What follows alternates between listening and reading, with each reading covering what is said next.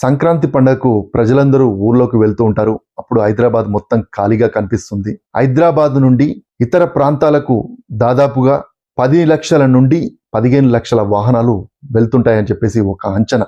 విజయవాడ రూట్లో ఉన్నటువంటి టోల్ గేట్ల దగ్గర విపరీతమైనటువంటి ట్రాఫిక్ జామ్ కనిపిస్తుంది. ఎక్కువగా పంతంగి, కొర్లపాడు, చిలకలు టోల్ గేట్ ప్రాంతాల్లో ఎక్కువగా కనిపిస్తుంది. ఇటు వరంగల్ వైపు చూస్తూ ఉంటే భువనగిరి దగ్గర ఉన్నటువంటి టోల్ గేట్ ఎక్కువగా జామ్ అవుతుంది.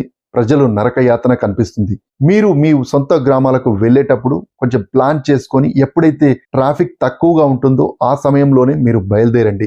బయలుదేరేటప్పుడు కూడా మీరు జాగ్రత్తగా మెల్లగా వెళ్ళండి. అత్యధిక వేగంతో వెళ్ళి మీ ప్రాణాలు తీసుకోవద్దు. మీకోసం మీ తల్లిదండ్రులు అక్కడ వెయిట్ చేస్తుంటారు. మీరు అప్పుడు సంతోషంగా మీ పండుగని జరుపుకోవచ్చు.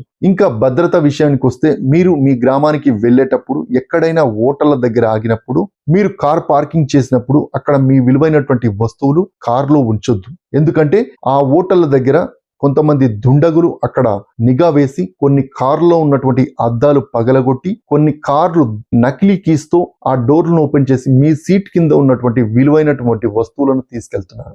జాగ్రత్తగా ఉండండి. మీరు హోటల్లో ఆదమర్చి ఉన్నా కానీ మీ కార్ల దగ్గర ఎవరినో ఒకరిని ఉంచండి. అప్పుడు మీ విలువైనటువంటి వస్తువులు పోవు. మరొక విషయం ఏంటంటే మీరు ఈ పండగకు వెళ్ళేటప్పుడు మీ ఇంట్లో ఎలాంటి విలువైనటువంటి వస్తువులు కూడా ఉంచకండి. ఒకవేళ ఉంచినా కానీ అవి లాకర్లో ఉంచండి, బ్యాంకుల్లో ఉంచండి. ఒకవేళ మీకు ఎలాంటి అనుమానం కలిగినా కానీ మీ సీసీ కెమెరాల్లో ఎప్పుడు కూడా చూస్తూనే ఉండండి. అలాగే మీరు వెళ్ళేటప్పుడు స్థానికంగా ఉన్నటువంటి బీట్ పోలీసులకు సమాచారం అందించండి.